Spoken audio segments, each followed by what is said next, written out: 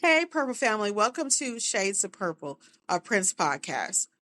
On today's episode, I'm going to be talking about Prince and Mayte and their relationship prior to their marriage. So, what prompted this was I'm always on YouTube, Facebook, Instagram, looking for Prince content just to see what other people may be talking about when it comes to Prince. And I came across this channel, and I don't remember the name of it, but the title of one of their episodes was called Is Prince a Pervert or a Predator? And I've seen these type of videos before that go off of complete fabrication, lies, and half truths, and make a bunch of assumptions based on things that, like I said, they don't know about. And I went into the comments. I did, like I said, I didn't bother to watch the actual video, but I went into the comments and let it be known that all of these allegations that have been made about Prince previously are just false. There's no evidence. And if we're going off of just what Mayte herself has said, then that should be enough. But for a lot of people, they want to believe that because Mayte was so young at the time that, she's lying to protect him. And we've seen this before in history with Elvis Presley and Priscilla Presley. When Elvis first met Priscilla, she was 14 years old. And oddly enough, it was in the same country, Germany, which was the same country that Mayte met Prince. So there are some parallels between the two couples, and I'll get into that in a minute. But going back to Mayte, she wrote a book back in 2017 called The Most Beautiful, My Life with Prince. And in that book, she details her life with Prince, how she met him, how their relationship grew, and how eventually they married and divorced. Now, she was 16 years old when she met Prince. She was at this point a professional belly dancer. Her mother was a belly dancer as well. And they initially wanted to fan out these tapes of her doing belly dancing to try to get her a job. And so, according to Prince's hairstylist, Kim Berry, this was like the upteenth time that Nellie, Mayte's mother, had been trying to get these tapes to Prince. Because according to her, one time after another concert, she had tried to give the tapes to Kim. Kim said she brought them to Prince, and Prince told Kim to throw them away. Well, not told her, but looked at her like, I don't want that. Throw it away.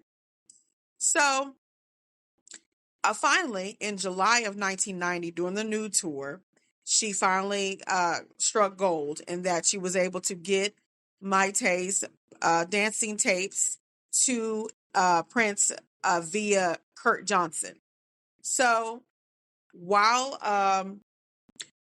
Mayte was waiting to hear back, they brought her backstage. Finally, Prince brought her backstage, and they just talked. And he asked her, "Are you really 16?" And like I said, this is all according to Mayte. Mayte said, "Yes, I am 16." And so they talked more about her dancing and that he liked what he saw. And then I don't know if it was the same night or that same week, Prince did invite Mayte back to his dressing room. Now, is that cringy? Yes. I would have never allowed that, but her parents allowed it. But Prince assured them that, they were just going to just watch TV, popcorn, watch movies or whatever. And so that's supposedly what happened. That's what Mayte said in her book, that nothing happened. And then from that point on, they were basically kind of pen pals, writing each other back and forth. And kind of a similar situation was with Elvis and Priscilla. Priscilla met Elvis in Germany when she was 14 years old. Her family was stationed there because her father was in the military. And of course, they had drafted Elvis to be in the army. And so that's how they met. And after Elvis returned to the States, they also started pen paling each other. So like I said, it's very similar, but it is what it is. I really don't think that, yes, it is cringy. It's very, very cringy. But do I think that anything wrong was done? No, I don't. In either case. But also you have to think, back then in the 50s, not giving it an excuse, but it was very common for older men to date younger women. And they didn't see it in the way that we see it now. Like I said, no excuse, but I'm just saying it was just a different time back then. But going back to Prince and Mayte. So after they started pen paling each other, eventually when she was around 17 years old, he wanted her to become a part of the MBG and go on tour with him during the Diamonds and Pearls tour. And so her parents had arranged for Prince to be her temporary guardian while she was on tour because she was a minor and she needed to have guardianship while she was overseas with him. And the guardianship was temporary. It was only for 6 months because 6 months later she turned 18.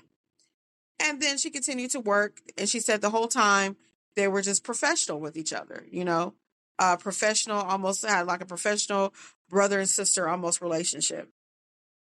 So nothing inappropriate of any type, went on. And like I said, according to her, now if you don't believe her, then that's on you. But this is what she is saying in her book about her experience with Prince. She said it didn't turn sexual until she was 19 years old. And she said that it actually happened, the conversation came up during the filming of the video for Seven. And he basically told her, hey, it's time for you to get on birth control. And she said at the time she didn't really, she was confused about what that meant. And she even admitted in her book, she's like, that was stupid of me for me to what you mean? So, and after that, she said in February 1993, Prince took her virginity. And after that, they started dating. Now, mind you, we all know that Prince wasn't just dating her on her alone. He was with Carmen Electra, Nona Gay. I think at this point, Robin Power may have been still in the picture. So he was, he was known for dating multiple women at the same time. But do I think that he was a pervert? No, I don't. Did he have a preference for barely legal women? Yes. But did he sleep with any underage women? No, I don't believe he did. He has a whole song called 18 and Over, I Want to Bone You. Okay. So he wasn't in any way trying to have sex with underage girls. I just don't, I don't think that was a thing for him. Now, was it a thing for other people like R. Kelly? Yes. Which was proven in a court of law.